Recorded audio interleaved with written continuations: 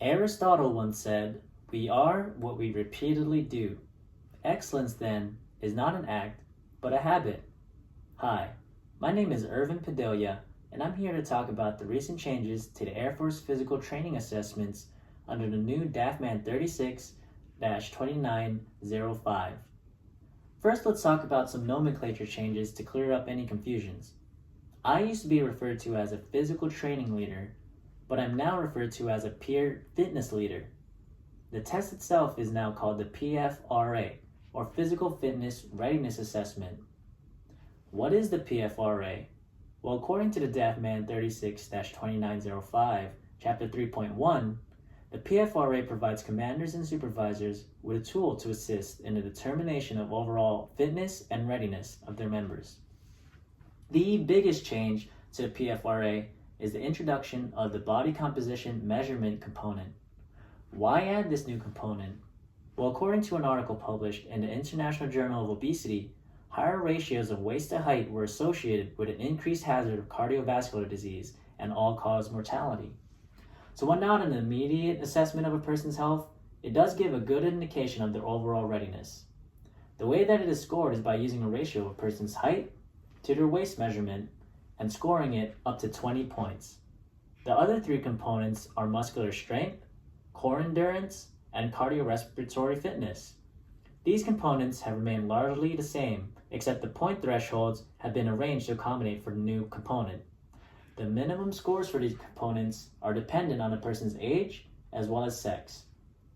For muscular strength, the main exercise is the push-up, the alternate being the hand release push-ups. The assessment will be how many you can do of each in 1 and 2 minutes respectively. For the core endurance component, the main exercise is the sit-up. There are two alternates for this component, one being the cross-legged reverse crunch and the other being the forearm plank. This assessment will be how many sit-ups and reverse crunches you can do in 1 and 2 minutes respectively, as well as how long you can hold a plank, with the max being 4 minutes. Lastly, we have the cardio component. The main assessment is how fast you can run 2 miles. There are also two alternates for this component, one being the high aerobic multi-shuttle run, or HAMR, which is where a person runs back and forth between two line distance 20 meters apart. Members are scored by how many times they can run back and forth within a certain time frame. The second alternate is how fast you can walk 2 kilometers, but this is only for members who cannot run and are on a health profile.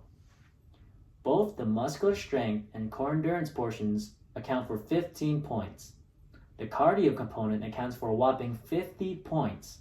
This is because the Air Force wants to emphasize training to run for long amounts of times and distances.